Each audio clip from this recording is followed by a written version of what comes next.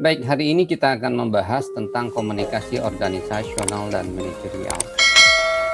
Komunikasi ini adalah bagian penting dari sebuah proses pengelolaan atau organizing. Bukan masih ingat bahwa fungsi manajemen terdiri dari 4, planning, organizing, leading, dan controlling. Maka komunikasi manajerial ini adalah bagian dari organizing.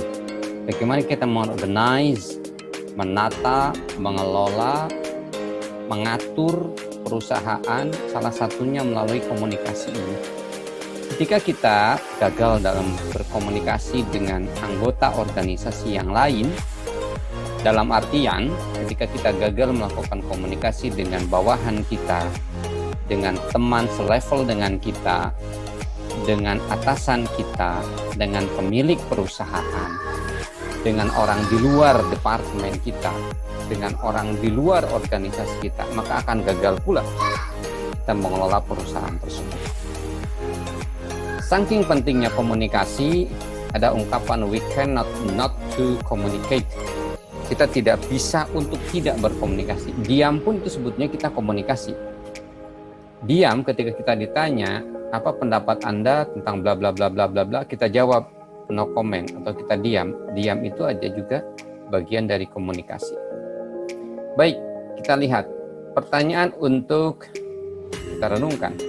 Komunikasi itu ada yang sifatnya verbal, artinya dengan menggunakan kata-kata dan biasanya juga dengan suara atau dengan tulisan.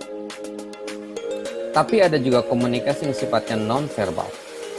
Non-verbal itu berarti komunikasi tersebut tidak melalui kata-kata, tapi melalui berbagai cara.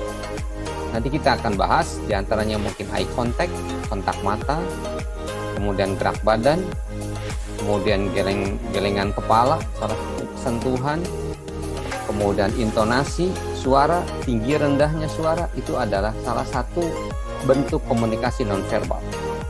Pertanyaan untuk kita renungkan adalah, karena betapa pentingnya komunikasi non-verbal yang akan sangat mendukung penyampaian ide kita dan akan sangat mendukung tercapainya apa yang kita inginkan dari komunikasi tersebut, maka yang perlu kita renungkan adalah bagaimana agar kekuatan komunikasi non-verbal yang harus kita laksanakan, yang harus kita lakukan, itu bisa meningkat, sehingga bisa meningkatkan komunikasi kita, kualitas komunikasi kita, dan bisa meningkatkan ketercapaian apa yang kita inginkan. Oke, sekarang kita lihat teorinya terlebih dahulu, bagaimana proses komunikasi tersebut. Komunikasi tersebut diawali dengan lihat sebelah kiri, sender atau pengirim. Pengirim akan encode message select medium, e.g. telepon misalnya. Pengirim membuat kode atau sandi untuk pesan, kemudian memilih media. Jadi memilih kode atau sandi untuk menyampaikan pesan. Kemudian setelah itu memilih media. Contoh yang digunakan media ini adalah telepon.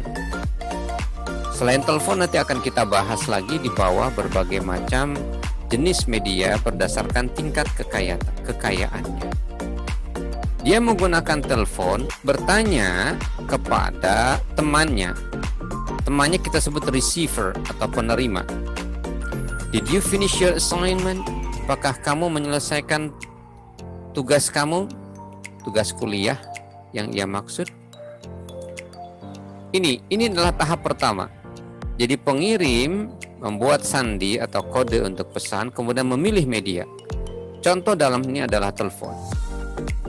Yang kedua, proses komunikasi itu adalah message is transmitted through a medium, e.g. telepon. Yang kedua adalah pesan ini kemudian ditransmisikan atau disalurkan melalui media. Dalam contoh ini adalah telepon.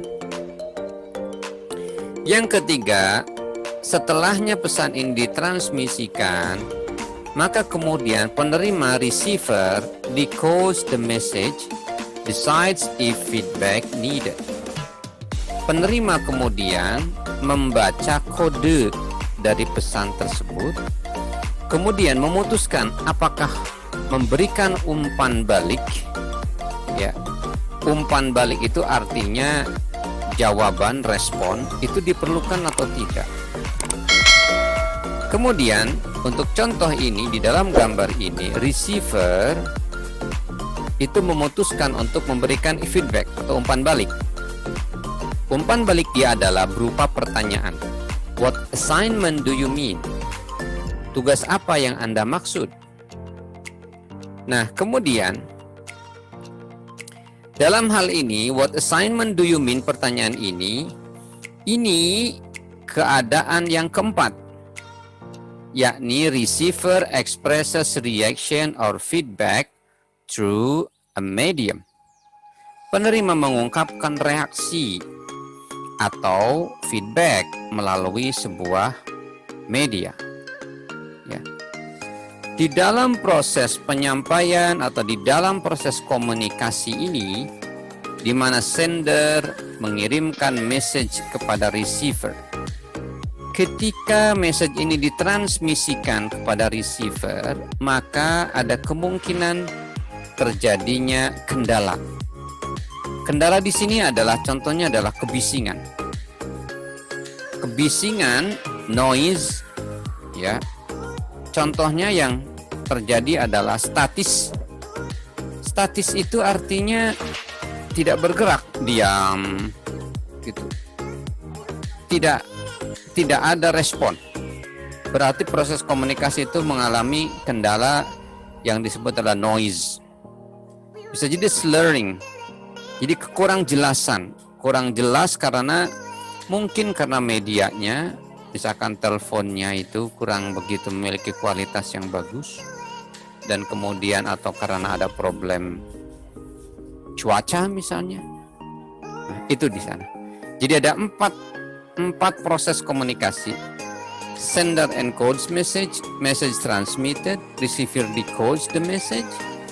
Jadi penerima membaca kode dari pesan, memahami kode dari pesan, memutuskan apakah akan memberikan umpan balik atau tidak.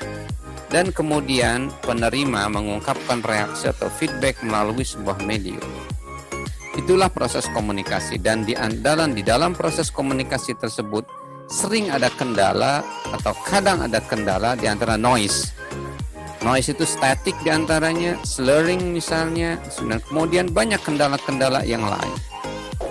Ketidakjelasan misalnya, media yang tidak sempurna misalnya, kemudian ada kendala dari sisi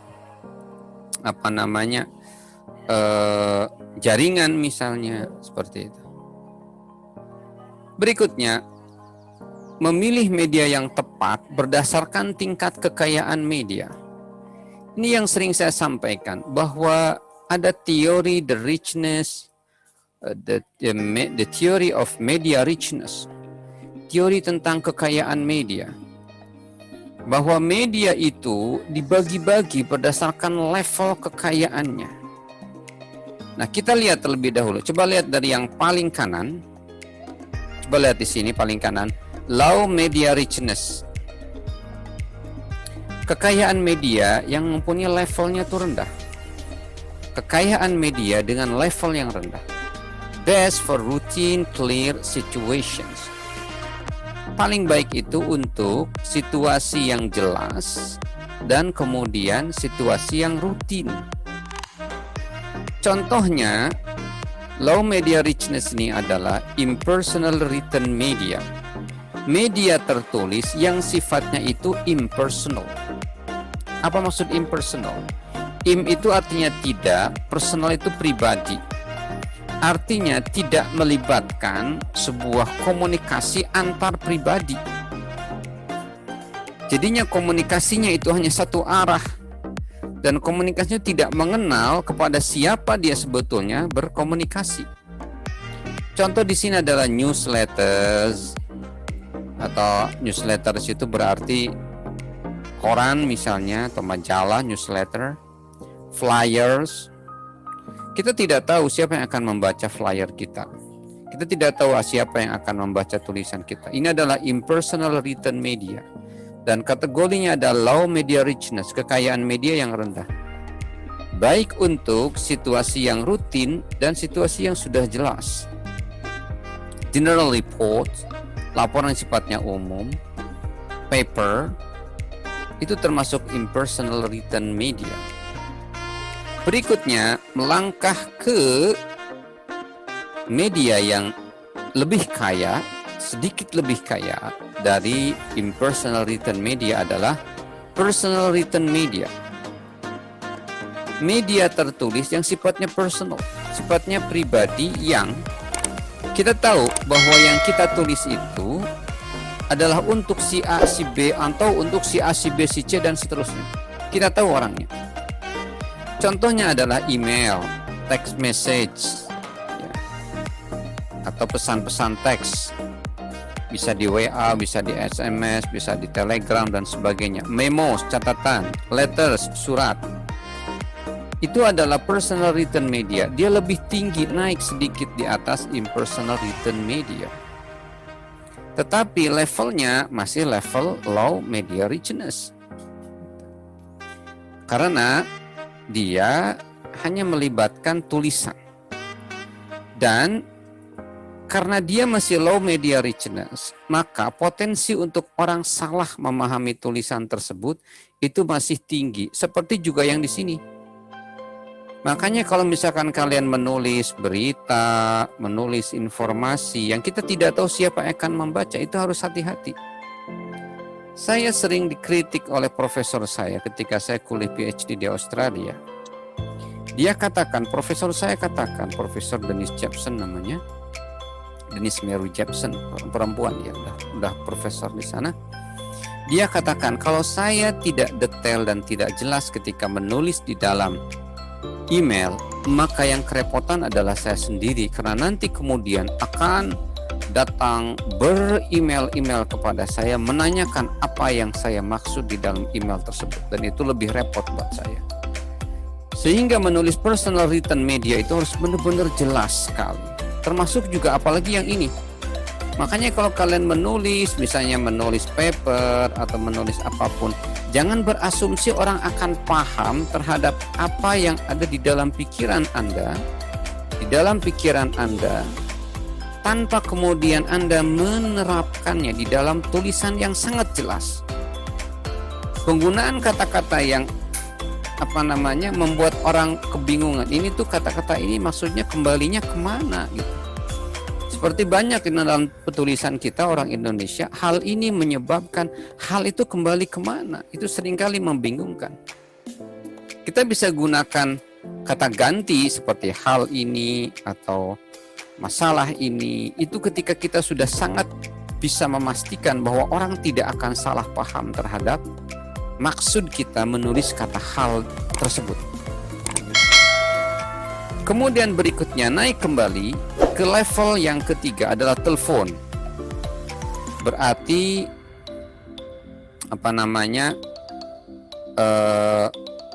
call, ya, telepon call, suara, voice call. Suara ini pun ini levelnya level tengah, tetapi memang berpotensi juga untuk menciptakan adanya miskomunikasi, misinterpretasi. Makanya juga di dalam telepon kita juga harus betul-betul bisa menyampaikan dengan jelas. Apalagi yang di sini nih, yang saya sering kali ketika kita menulis di WA misalnya, kita harus betul-betul menggunakan kata-kata yang jangan sampai menimbulkan pikiran-pikiran negatif orang dan akan menimbulkan konflik. Berikutnya adalah video conferencing, VC, video conference. Video conference ini di atas telepon karena kita masih bisa melihat gesture atau gerak tubuh dari orang yang kita ajak komunikasi. Ya, kita masih bisa melihat mungkin eye contact, kontak mata dia. Kita mungkin bisa melihat gerakan tangan dia. Kita mungkin masih bisa mendengar intonasi naik turun naiknya suara dia. Akan tetapi tetap potensi miskomunikasi juga tetap ada. Apalagi di dalam saluran komunikasi visi ini seringkali terjadi noise tadi. Misalnya karena jaringannya lemot, jadinya nge-lag misalnya, sehingga ada kata-kata yang terputus. Belum lagi mungkin kualitas dari gadgetnya, kualitas dari medianya, laptopnya misalnya, dan sebagainya. Sehingga masih berpotensi untuk menimbulkan adanya miskomunikasi dan misinterpretasi. Dan yang paling tinggi adalah high media richness adalah best for non-routine ambiguous situation. Adalah kekayaan media yang levelnya paling tinggi. Itu kekayaan media yang paling baik untuk situasi yang bisa menimbulkan makna berganda, makna ganda. Dan juga untuk situasi yang tidak rutin sifatnya. Ketika kita hendak menyampaikan sesuatu yang sangat penting, maka sebaiknya kita mendahulukan media yang lebih kaya, face-to-face presence. Seperti misalnya ketika kita di hari raya tidak cukup anak kita, misalkan anak punya orang tua, hanya dengan menggunakan video conferencing.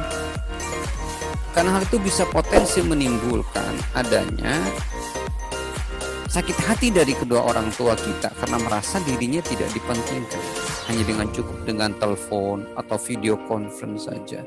Padahal kita bisa untuk menyambanginya, menjumpainya. Maka gunakan yang paling kaya, face-to-face presence.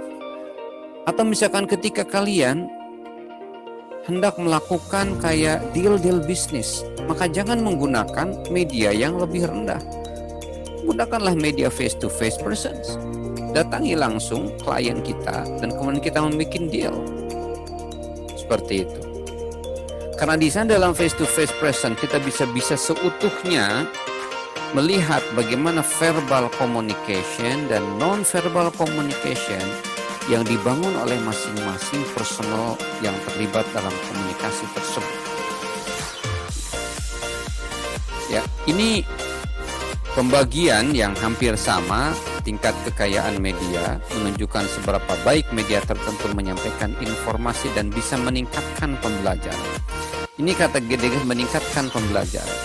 Mau tidak mau, video conference itu adalah alternatif di zaman pandemi seperti ini.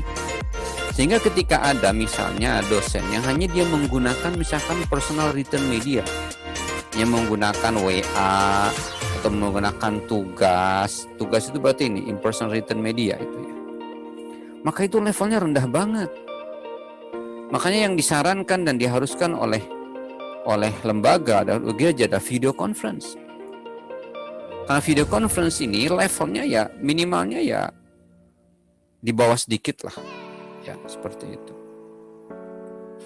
Berikutnya adalah media yang kaya, media yang terbaik untuk situasi yang rutin dan untuk menghindari penyederhanaan yang berlebihan. Kemudian media ramping adalah media terbaik untuk situasi yang rutin, ini salah yang di atas situasi yang tidak rutin, untuk media yang kaya. Terbaik untuk situasi rutin dan untuk menghindari kelebihan muatan.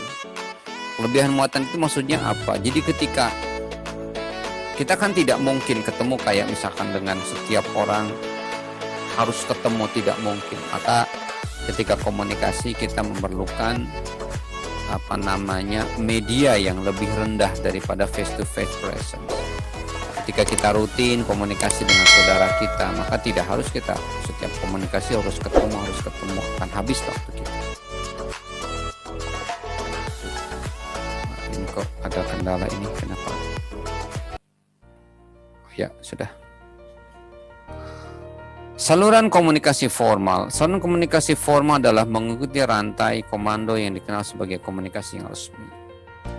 3 saluran komunikasi formal adalah: pertama, komunikasi vertikal. Ya. Artinya ke atas dan ke bawah. Misalnya pimpinan berkomunikasi kepada bawahan, bawahan berkomunikasi ke atas. Maka itu adalah saluran komunikasi vertikal. Ada saluran komunikasi horizontal, artinya menyamping, satu level. Misalkan kalian dengan kolega yang satu level, sama-sama manajer misalnya berkomunikasi, adalah komunikasi horizontal. Kemudian ada komunikasi eksternal, artinya komunikasi keluar organisasi. Komunikasi keluar organisasi artinya komunikasi yang dibangun dengan klien, dengan stakeholder, dengan pemerintah, dengan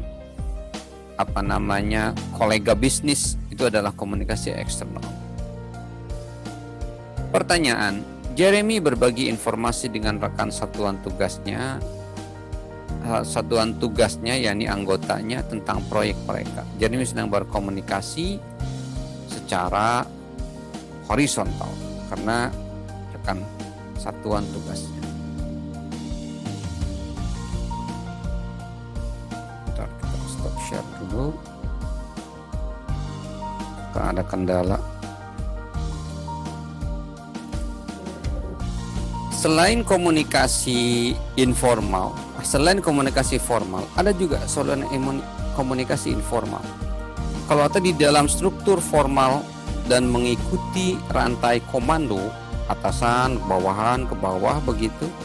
Nah sekarang ada saluran komunikasi informal di luar struktur formal dan tidak mengikuti rantai komando.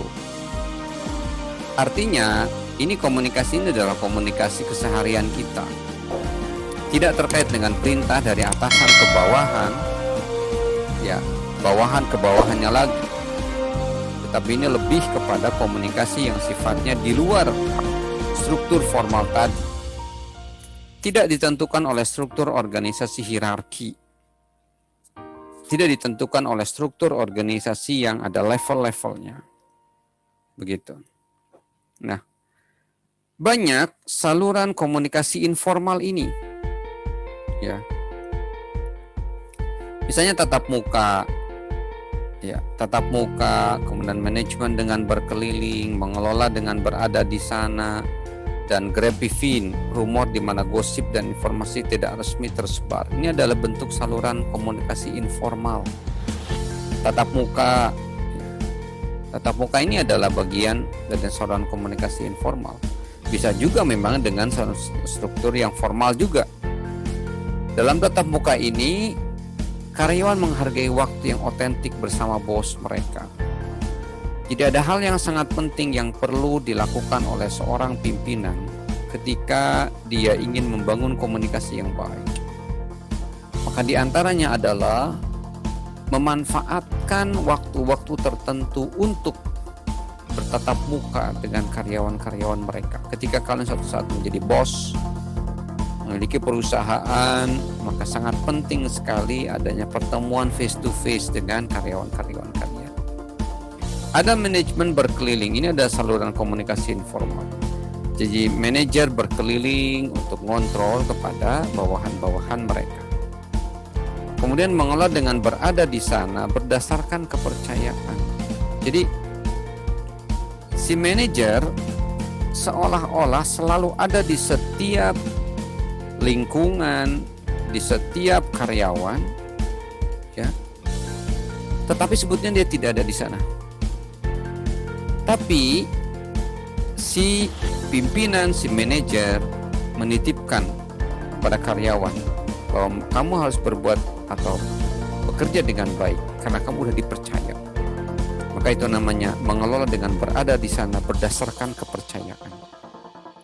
Jadi mempercayai kepada karyawan bahwa karyawan itu hendaknya bekerja dengan baik. Kemudian ada saluran komunikasi informal yang adalah grabbing atau rumor, di mana gosip dan informasi tidak resmi itu tersebar. Rumor misalnya gaji akan dinaikkan, padahal sebetulnya tidak. Rumor misalnya sebaliknya gaji akan turun. Rumor misalnya akan sekian persen atau 30 atau 50% karyawan akan dirumahkan, padahal tidak benar. Itu diantaranya. Berikutnya, komunikasi tertulis dan komunikasi verbal. Sebelum nanti kita membahas komunikasi non-verbal, maka ada komunikasi verbal terlebih dahulu, komunikasi yang tertulis. Contoh misalnya memo, surat, email, buletin itu tertulis. Kemudian berwujud, bisa diperiksa dan lebih permanen. surat atau email atau WA itu kadang-kala lebih diperlukan daripada saluran telepon, karena telepon call atau video call kadang-kala tidak direkam. Tapi ketika ada tulisan, berwujud tulisan di dalam surat, misalnya di dalam WA, maka bisa diperiksa, bisa kemudian dijadikan acuan. Misalnya si bos menyampaikan sesuatu dan sesuatu itu penting, maka kalimat-kalimat yang ditulis oleh dalam komunikasi tertulis itu ada kelebihan tadi, bisa diverifikasi dan bisa lebih permanen. Makanya alangkah baiknya tulisan-tulisan atau message itu bisa dijaga, jangan sampai hilang. Kalau bisa nomor WA kalian itu jangan sampai hilang, seumur hidup nomor itu saja. Dan kalau bisa nanti kalau misalkan memerlukan nomor baru, ya bikin lagi nomor WA baru begitu. Jadi ketika misalnya suatu saat teman lama atau dosen atau saya menghubungi kalian, itu kalian tidak ganti nomornya ketika nomornya itu menjadi nomor yang abadi. Berikutnya adalah komunikasi lisan atau komunikasi verbal. Komunikasi verbal itu mengizinkan penerima untuk menanggapi, untuk merespon. Dengan komunikasi lisan seperti yang saya lakukan ini, mengizinkan kalian, Anda semuanya yang mendengarkan suara saya dan melihat presentasi saya untuk kemudian memberikan respon, bertanya misalnya, atau memberikan respon yang lain. Menyajikan umpan balik yang membuktikan bahwa pesan sudah diterima dan dimengerti. Dalam komunikasi lisan, ketika kalian misalkan memberikan umpan balik, itu membuktikan bahwa pesan yang saya sampaikan itu sudah diterima dan dimengerti. Ketika kita ngobrol dengan orang dan kemudian orang itu nempasi atau menjawab, memberikan feedback terhadap apa yang kita sampaikan, maka artinya pesan tersebut itu sudah diterima dan bisa jadi sudah dimengerti. Ya ketika tidak dimengerti, maka kemungkinan akan ditanyakan oleh oleh lawan bicara kita. Ya. Sekarang ada komunikasi lagi yang sangat penting, dan itu adalah komunikasi nonverbal. Komunikasi nonverbal adalah komunikasi yang tidak atau selain komunikasi lisan, selain komunikasi tertulis, itu adalah komunikasi nonverbal. Komunikasi nonverbal itu yang pertama adalah bahasa tubuh. Bahasa tubuh. Di tubuh kita ini, badan kita, dari mulai atas rambut sampai kepada kaki, itu menyimpan potensi untuk menyampaikan sebuah pesan, message. Ya. Bahasa tubuh atau gesture, bahasa Inggrisnya ada gesture, adalah isyarat komunikasi nonverbal.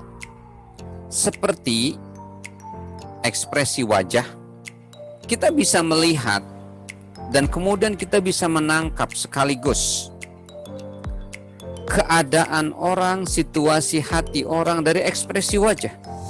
Ketika kita melihat wajahnya, kelihatan sayu matanya, kelihatan tidak happy, kita mungkin langsung bisa menyimpulkan bahwa ini orang ini sedang sedih. Orang misalkan ketika ada ekspresi wajahnya kelihatan ada wajah ketakutan, maka ini orang ini sedang gelisah. Dari gerak tubuh ya, dari gesture tadi, kemudian dan gerakan tubuh lainnya. Contohnya apa?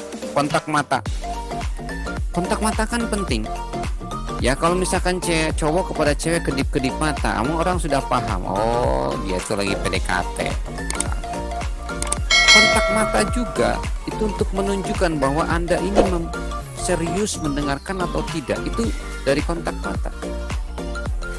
Orang barat biasanya kalau komunikasi dengan orang lain, maka yang dia lihat itu bukan tubuh orang tersebut, tetapi mata. Ketika kita berkomunikasi dengan orang barat dan sebetulnya juga dengan orang kita juga kurang lebih sama, kecuali untuk beberapa kultur tertentu dan kepada orang-orang tertentu. Ketika kita ngobrol dan kita tidak gunakan kontak mata, kita misalkan menengok mata kita ke kanan atau ke kiri, itu bisa jadi mereka ilfil. Bisa jadi mereka merasa sakit hati karena seolah-olah kita tidak memperhatikan omongan dia, tidak memperhatikan dia, tidak menghargai dia. Yang kedua adalah ekspresi wajah, ungkapan wajah. Saya suka senang kalau lihat beberapa orang barat, teman-teman saya dulu itu, ketika ngomong itu ekspresinya sangat ekspresif. Karena juga dengan gerak dengan tangan, dengan wajahnya yang matanya. Jadi ketika ngomong itu asik kita melihatnya itu. Profesor juga termasuk orang yang ekspresif kalau ngomong itu. Wajahnya itu ya lidahnya, matanya sangat terpadu untuk menunjukkan bahwa saya ini interest dengan apa yang saya sampaikan. Dan juga saya ini interest, senang ketemu dengan Anda, mahasiswa saya. Itu kita bisa melihat dari ekspresi wajah. Gerakan dan gerak tubuh. Misalkan ini tangan. Tangan ini bisa menunjukkan bahwa ini orang ini lagi serius ngomong atau dia lagi main-main. Mungkin kalau misalnya kita lagi sakit misalnya, kemudian menerangkan sesuatu, tangannya terlemas, kelihatan, ya kita mungkin berasumsi, oh dia lagi sakit, makanya gerakan tangannya seperti itu, dan itu mungkin menjadi tidak menarik omongannya dia. Sentuhan itu adalah juga komunikasi nonverbal, bahasa tubuh. Ada orang yang ketika ngobrolnya itu dengan misalkan nepuk gitu kan, kamu kemana aja gitu. Bisa jadi itu mengindikasikan atau menunjukkan keakraban.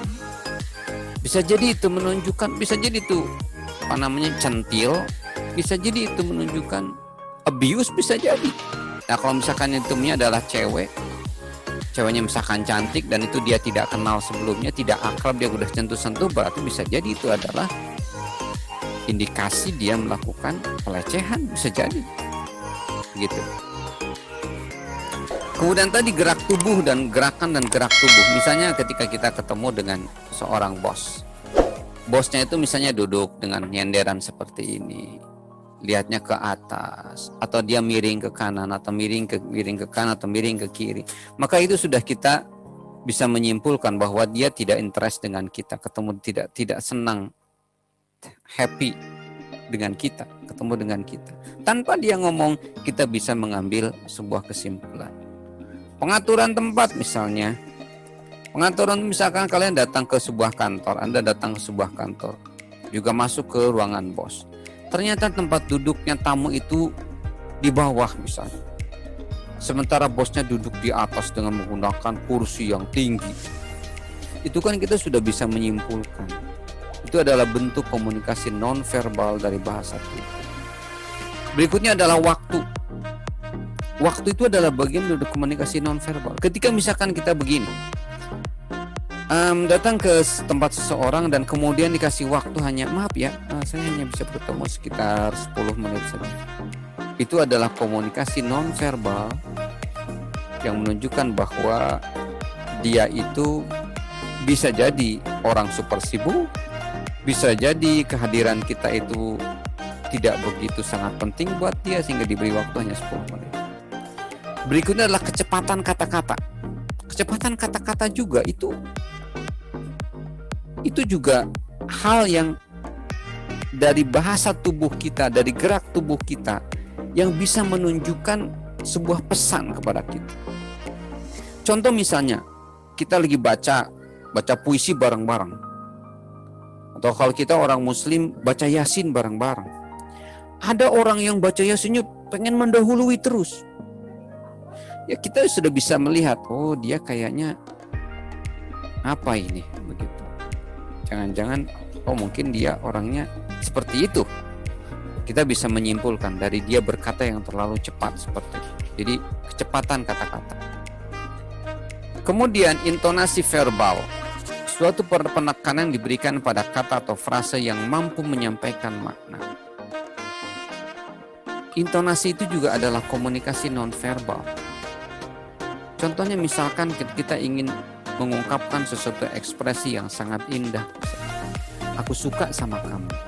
Dengan bahasa yang intonasinya yang ada penekanan, aku suka sama kamu. Itu akan berbeda dengan misalnya ada omongan aku suka sama kamu. Akan berbeda kelihatan. Itu dari intonasi. Intonasi kata-kata itu menentukan interpretasi yang akan diambil oleh orang yang mendengarkannya. Makanya itu penting sekali meningkatkan komunikasi nonverbal kita, kontak mata kita ketika kita berbicara di depan umum.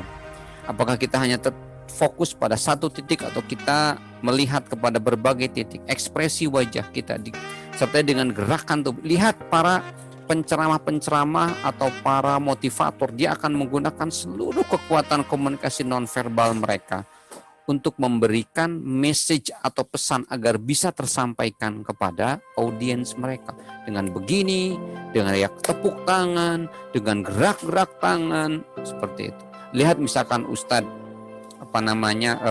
Wijayanto ketika ceramah, dia gunakan komunikasi nonverbal dengan baik, dengan intonasi verbal. Kita harus belajar dari sekarang. Ketika kalian menjadi seorang manajer, maka komunikasi nonverbal yang baik yang kalian sampaikan kepada bawahan-bawahan kalian itu akan menentukan salah satunya kesuksesan dari membangun komunikasi, dan dari membangun komunikasi yang sukses akan berpotensi untuk memajukan perusahaan karena nanti akan tercipta keselarasan dengan bawahan-bawahan kita. Ada komunikasi yang efektif dan tidak efektif. Hambatan komunikasi yang efektif, artinya hambatan untuk mencapai komunikasi yang efektif adalah pertama hambatan dalam memproses informasi. Menyaring informasi itu sering terjadi. Memanipulasi informasi agar kelihatan menyenangkan oleh penerima. Aslinya informasi itu tidak menyenangkan, tapi kemudian disaring agar kelihatan menyenangkan bagi yang penerima. Gitu.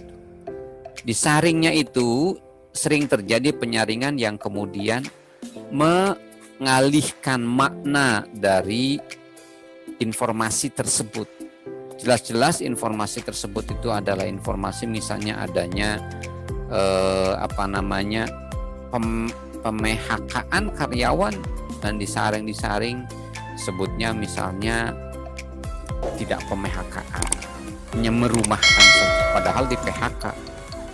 Seperti itu hambatan dalam memproses informasi. Selektif atau pilih-pilih ketika berkomunikasi, pilih-pilih ketika melihat dan mendengarkan berdasarkan kebutuhan, motivasi, pengalaman, latar belakang, karakteristik pribadi lainnya. Jadi pilih-pilih mau mendengarkan kepada siapa tuh pilih-pilih. Itu tidak mau berkomunikasi kepada semua level, tidak mau berkomunikasi kepada semua orang, seperti itu. Kemudian yang terjadi berikutnya adalah hambatan dalam memproses informasi adalah kelebihan informasi. Terjadi ketika seseorang dituntut untuk memproses informasi dengan waktu yang melebihi persediaan waktu yang tersedia untuk memproses tersebut. Ya. Jadi misalnya ya, Anda diminta untuk merespon pertanyaan dari bos Anda dengan cepat. Andanya terlalu lama memprosesnya. Masih informasinya terlalu lama berpikirnya misalnya gitu. Atau Anda diminta untuk memproses, katakanlah saya beri waktu kalian 10 menit untuk memproses informasi ini, tetapi kemudian melebihi dari waktu yang 10 menit tersebut, itu adalah hambatan untuk mencapai komunikasi yang efektif. Berikutnya, hambatan untuk mencapai komunikasi yang efektif adalah karakteristik fisik dan karakteristik pribadi. Hambatan fisik, misalkan zona waktu, saluran telepon yang macet, dinding kantor komputer yang macet, itu adalah hambatan fisik. Ya. Zona waktu itu juga menjadi repot. Sekarang ini di Indonesia bagian barat sekitar jam 5. Kalau di Los Angeles Itu perbedaan waktunya sekitar 18 jam kalau tidak salah dengan kita. Berarti di sana mereka sedang kondisi malam hari mungkin ya. Sekitar jam 5, kemudian lebih di belakang dari kita. Jam 5 ditambah 6, jam 1 malam di sana. Jadi mereka lagi tidur. Itu hambatan fisik. Ada hambatan semantik. Arti kata tidak jelas. Karena mereka menggunakan jargon, aksen, pola bicara yang berbeda secara budaya. Hambatan semantik ini sering terjadi ketika kita berbicara lintas budaya. Kita ngobrol misalnya dengan orang Inggris. Orang Inggris sering menggunakan jargon atau aksen-aksen yang kadang kita tidak paham. Ada orang Inggris, tapi juga dia bukan asli orang Inggris. Kayak yang saya alami misalkan, saya ketemu dengan orang Australia, saya ketemu dengan orang Amerika. Tetapi orang Amerika turunan misalkan orang African American, orang Amerika dari Afrika. Itu ngomongnya nggak sejelas, aksennya nggak sejelas orang Amerika asli, orang Amerika bule, kulit putih. Itu kadang bingung tuh ngomongnya apa, dan cepat kadang kala gitu. Pola bicara yang berbeda secara budaya, misalnya cenderung keras, cenderung nadanya tinggi, padahal bukan dia marah-marah, memang secara budaya memang ngomongnya ya seperti itu. Cenderung seperti teguk kalau kata bahasa Sunda. Itu adalah hambatan semantik. Bagian dari karakteristik pribadi. Ada hambatan pribadi, keterampilan komunikasi, ekspresi wajah, keterampilan sosial. Berarti kategori hambatan pribadi. Yang saya lihat, kalau di barat, mereka itu kita lihat seperti orang cerdas. Kenapa? Dia terampil dalam komunikasi. Kalau ngomong itu, kadang kalau saya lihat ketika saya kuliah bareng-bareng dengan orang-orang bule, ketika saya S2 itu, karena ketika saya S3 saya tidak ada perkuliahan di kelas, semuanya by research, purely by research, secara utuh dengan penelitian. Tapi ketika saya S2 atau saya ketika ambil diploma di Eropa, itu kita ketemu dengan orang-orang bule. Mereka satu kelas dengan saya.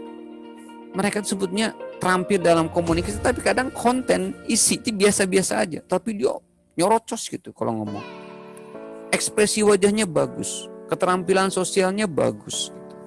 Itu yang kemudian menjadikan kita merasa nyaman dan senang bertemu dengan mereka dan ngobrol dengan mereka. Nah, ketika kita tidak memiliki keterampilan komunikasi, ekspresi wajahnya itu jelek, keterampilan sosialnya jelek, maka itu adalah hambatan pribadi dalam komunikasi untuk mencapai komunikasi yang efektif. Berikutnya adalah variasi dalam bagaimana memproses dan menafsirkan informasi. Berdasarkan kelas, status, etnis, kecenderungan dan bakat, pengalaman dan latar belakang. Jadi kadangkala orang itu kan mempunyai latar belakang ya. Ketika dia memproses atau menafsirkan informasi itu akan berdasarkan pengalaman dia, berdasarkan status dia, berdasarkan kelas dia, berdasarkan latar belakang pendidikan dia. Ketika misalnya kita berkomunikasi dengan orang katakanlah lulusan sekolah dasar, ya, berarti latar belakang pendidikan mereka hanya pendidikan dasar. Itu pasti akan berbeda dengan ketika kita berkomunikasi dengan orang lulusan S1. Itulah variasi dalam memproses dan menafsirkan informasi. Karena ketika kita ngomong dengan orang lulusan katakanlah sekolah dasar, ketika kita menyampaikan sesuatu ide, mereka mikirnya panjang, kadang nggak connect gitu. Maka kita harus menyampaikan ulang apa yang kita maksud seperti itu. Berikutnya variasi dalam kepercayaan dan kredibilitas. Kurangnya kepercayaan. Kadang-kala bisa jadi ketika kita berkomunikasi dengan orang yang kita merasa kita tidak percaya dengan orang itu. Yang pasti asbun, pasti omdo. Itu juga menjadi masalah dalam komunikasi yang efektif. Berikutnya adalah perbedaan gender. Gaya perilaku dan bahasa yang berbeda karena perbedaan gender. Jika komunikasi antara perempuan dengan laki-laki, kita berkomunikasi dengan perempuan dan dengan laki-laki, kemudian kita akan membedakan komunikasi dengan perempuan seperti ini, laki-laki seperti ini. Ini adalah salah satu juga hambatan terhadap komunikasi yang efektif. Berikutnya adalah pelanggaran dari perilaku manusia. Misalkan ego yang terlalu besar. Ketika kita ngomong, ketika seseorang egonya besar, itu juga hambatan bagi komunikasi efektif. Keterangan keliru, misalnya kebisingan dari dalam. Jadi kita tidak mau tidak mau mendengarkan, misalkan saya nggak senang mendengar orang itu ngomong. Itu adalah salah satu kendala terhadap komunikasi yang efektif. Kecenderungan untuk menjudge orang lain, langsung melompat pada kesimpulan berdasarkan sudut pandangan we, us. Bagi saya mah omongan dia itu sampah, misalnya seperti itu. Saya mah baru mendengar kalimat pertamanya udah bisa menyimpulkan dia mau orangnya kayak begini. Itu adalah salah satu hambatan untuk mencapai komunikasi yang efektif. Ketidakmampuan untuk mendengarkan dengan penuh pemahaman, tidak mampu untuk melangkah masuk ke sepatu orang lain, bahasa Inggrisnya itu. Defensif, terlalu mempertahankan diri, tidak mampu menerima kritik. Itu adalah bagian dari ketidakmampuan untuk mendengarkan dengan penuh pemahaman. Sehingga ini bagian dari pelanggaran dari perilaku kita, dan ini akan menghambat komunikasi yang efektif. Terputusnya emosional didorong oleh emosi kuat tertentu ketika berkomunikasi. Kita komunikasi dengan orang sedang marah, terputus itu. Atau kita ngomong dengan orang yang sedang sedih, itu repot. Stereotipi dan prasangka, keyakinan terlalu menyederhanakan sekelompok orang tertentu. Jadi ketika kita bertemu dengan orang dan kemudian langsung kita ini mah orang ini mah pasti ngomongnya kayak gitu-gitu aja deh. Ini pasti nggak mutu nih ngomongnya. Itu sudah seperti itulah prasangka, dan itu jelek, akan menghambat komunikasi. Nasib lidah yang terikat. Ketika kita komunikasi dengan orang yang punya kepercayaan diri rendah, saya misalnya ngomong dengan mahasiswa yang ngomongnya seperti itu, berarti itu kepercayaan diri rendah, itu bisa menghambat komunikasi yang efektif. Beberapa jenis komunikasi yang tidak berkomunikasi di tempat kerja. Asumsi, itu adalah penyebab miskomunikasi dan bisa menyebabkan tidak komunikasi di tempat kerja. Berasumsi bahwa dia tuh perilakunya pasti jelek. Berasumsi bahwa dia pasti kalau kerja, kalau ngomong nggak benar. Komunikasi yang tergesa-gesa, terlalu cepat komunikasinya. Email yang tidak sempurna, tidak tadi yang cerita profesor saya. Dan berikutnya ketidaktanggapan, tidak mau menanggapi dengan serius, salah paham, dan tidak mau mendengarkan. Itu diantaranya penyebab miskomunikasi dan tidak berkomunikasi di tempat kerja. Baik,